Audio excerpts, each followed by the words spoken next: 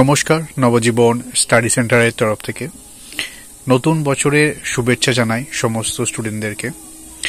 আপনারা ভালো থাকুন। আজ আমরা নতুন একটা সাবজেক্টের উপর লাস্ট মিনিট সাজেশন নিয়ে এসেছি। এটি পিজি সেকেন্ড ইয়ারদের জন্য। সাবজেক্ট কোডটি হলো PGEG 6, পিজি ইংলিশ পেপার 6 নম্বর। এটা যেমন সত্যি যে ক্যালেন্ডারের একটা ডেটের পর ক্যালেন্ডার চেঞ্জ হয়, কিন্তু এটাও সত্যি যে একটা ডেটের পর ক্যালেন্ডারটাই চেঞ্জ হয়ে যায়।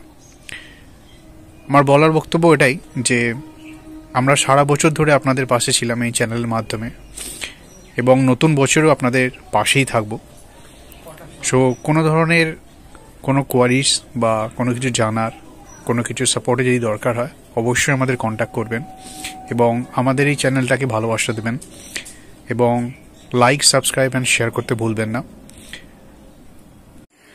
আমাদের এই প্রচেষ্টা, এই সাজেশন নিয়ে আসা, লাস্ট মিনিট সাজেশন দেওয়া, এটা আপনাদের জন্য, যাতে আপনাদের পরীক্ষার যে প্রস্তুতি সেটা সহজ থেকে আরও সহজতর হয়ে যায়, যাতে আপনাদের হার্ডওয়ার্ক কাজে লাগে এবং আপনার সাফল্যের একটা ছোট্ট চাবিকাঠি হতে পারি আমরা। আজ যে PGEG 6-এ যে ইম্পর্টেন্ট কোয়েশ্চেনগুলো যেগুলো আপনাদের বলবো সেগুলো আপনারা নোট করবেন, এবং যেভাবেই আপনারা যে ট্রিক্স নিয়ে আপনারা পড়ছেন তার পাশাপাশি সাজেশনগুলো রেখে এই কোয়েশ্চেনগুলো ভালো করে পড়বেন, যা আসার এর ভেতর থেকেই আসবে। আচ্ছা, PGEG 6-এর যে প্রথম ইম্পর্টেন্ট কোয়েশ্চেনটা সেটা আপনাদের বলি। প্রথম ইম্পর্টেন্ট কোয়েশ্চেন, এটি একটা না তিনটে স্টার মেরে নিন। প্রথম ইম্পর্টেন্ট কোয়েশ্চেন হলো explain basic concept of Puritanism in American literature.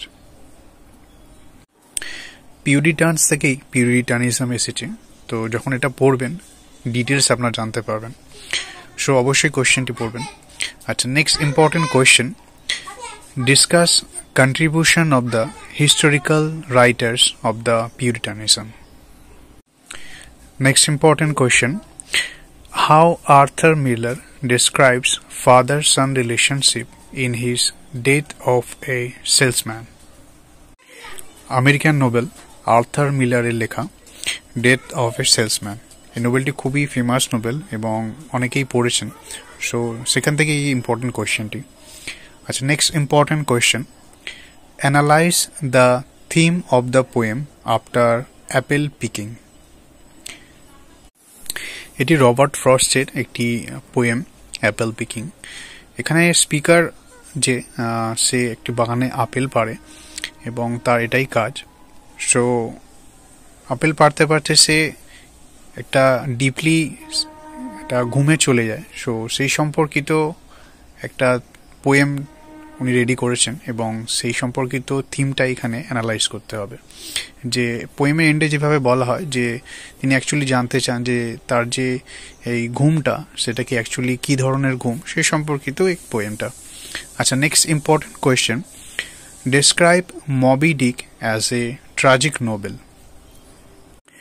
মবি Dick খুবই ইন্টারেস্টিং একটা নোবেল, যাকে দ্য ওয়েল নামেও এটি পরিচিত। মবি ডিক অ্যান্ড দ্য ওয়েল একই ব্যাপার। এই নামে একটা মুভিও এসেছিল, in the heart of the sea. So সেই সম্পর্কিত এইটি। তো নেক্সট ইম্পর্টেন্ট যেটা কোয়েশ্চেন সেটা হবে, discuss the duties and responsibilities of the American scholar by Ralph Waldo. এটি খুবই ইম্পর্টেন্ট কোয়েশ্চেন, এটি একটা না তিনটে স্টার মেরে নিন।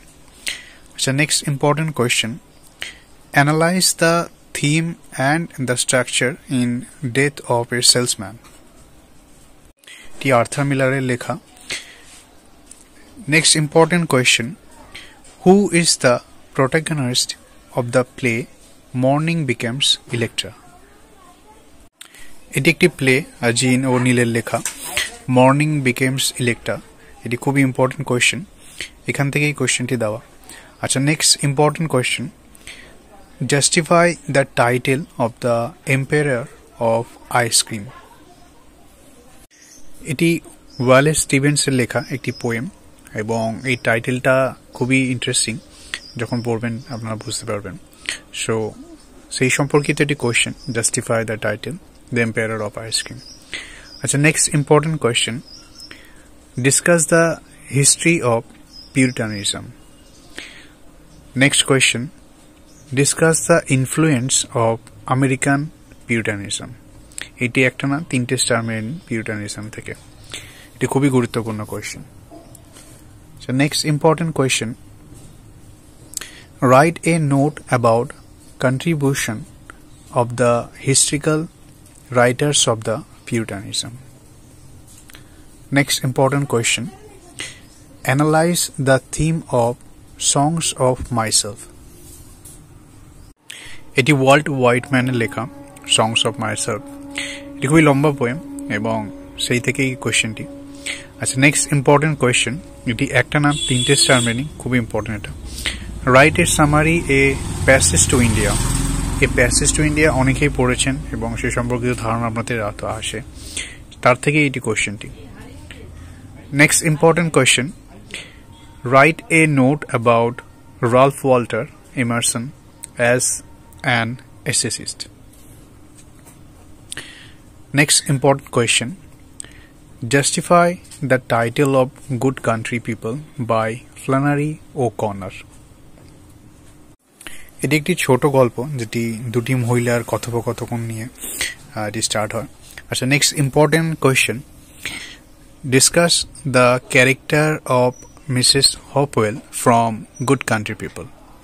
এটিও একটি important question good country people থেকে। Next important question.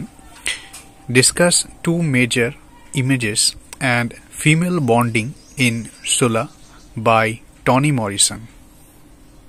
এটি দুটো ব্ল্যাক কমানের দুটো মহিলার লাইফ স্ট্রাগলের উপর ডিপেন্ড করে, তাদের লাইফে কি স্ট্রাগল তার উপর ডিপেন্ড করে এই সোলাটি লেখা হয়েছিল। ইভেন টনি মরিসন, তাকে নোবেল প্রাইজও উনি পেয়েছিলেন, তার থেকে এটি ইম্পর্টেন্ট একটি কোয়েশ্চেন। এটি একটা না তিনটে স্টার মেনে। আচ্ছা, next important question. Describe Walden or life in the Woods as an anti travel book. Walden অথবা লাইফ ইন দ্য উডস ব্যাপারটা একই একটা ট্রাভেল বুক। সো সেই সম্পর্কিত একটি কোয়েশ্চেন এটা।